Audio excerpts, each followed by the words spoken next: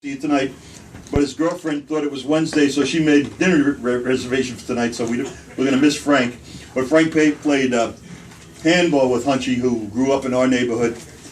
And Hunchy, talking about good guys, was just an all-around good guy.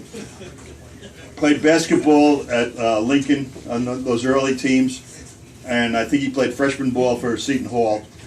But Hunch was always there to help you out, and just one of the great Jersey City people. He was a parole officer. Say what? Parole officer. He was in later life a parole officer, right? But anyway, here's to Hunchy Meehan, one of the great guys of Jersey City. Yeah, Hunch Meehan.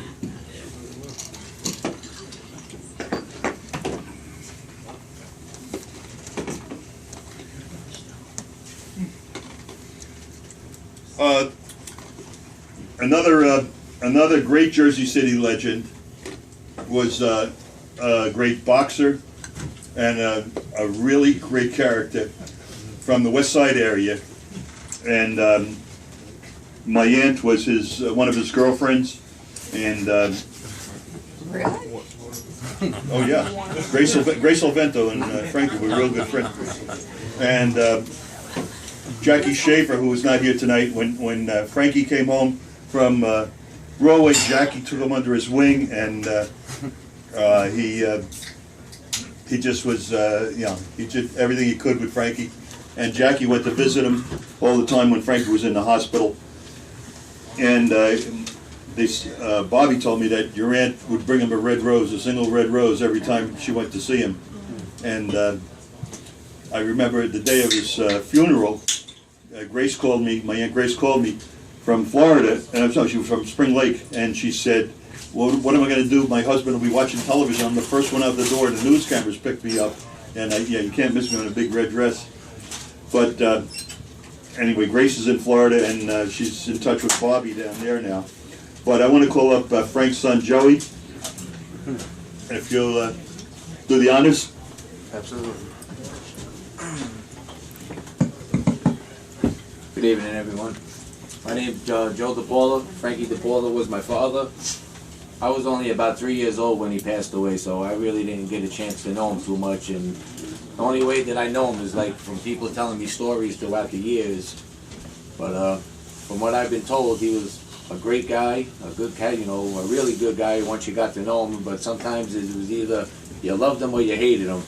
But like I said, I really wish I did get to know him, but unfortunately, I never had the chance. But I just appreciate people telling me stories about him, and that's all I really know about him. But maybe Frankie, you want to come up here and give us a story? I'm sure you got a couple of them. Yeah, you.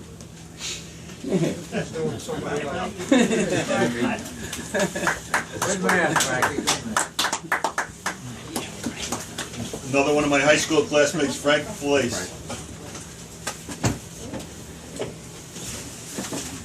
I had the fortunate opportunity of being a very good friend of Frankie DePaula's. As a matter of fact, I took Frankie home the day he won the Golden Gloves. It was in 1962. Frankie, Mike Shanley, and myself. And I said to Frankie, the only reason why you wanted me to take you home is that year I bought a 1962 Thunderbird.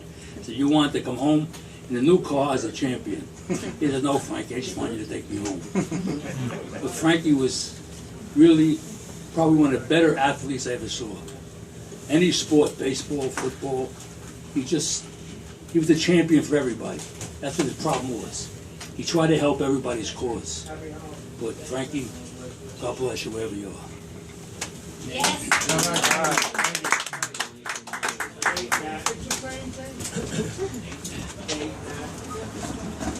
Let's let Frank stay there.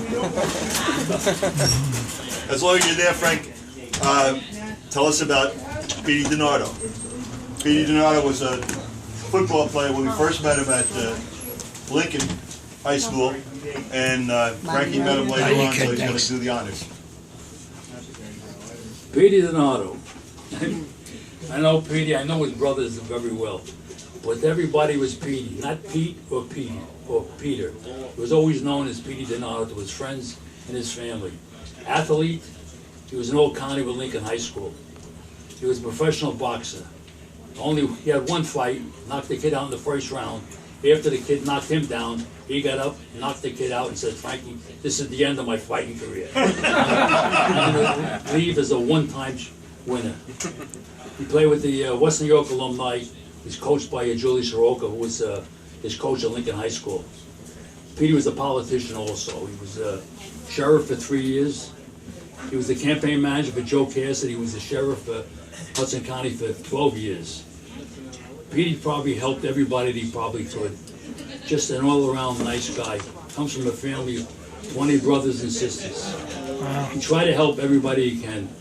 Petey, I'm glad I was one of your friends. God bless you. Hey, DiNardo. Hunch. I think that'll be it. Thank you, Frank. Double duty.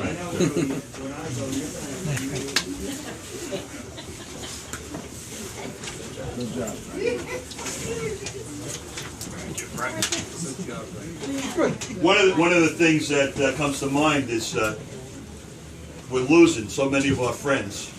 We're approaching, the average age is in this country is 79, and we're approaching that. So as we get closer to that, statistically, more of us are going to be going. These guys predeceased us, so that gives us a couple extra years statistically. So, but just in the last year, it's been noted that we've lost so many.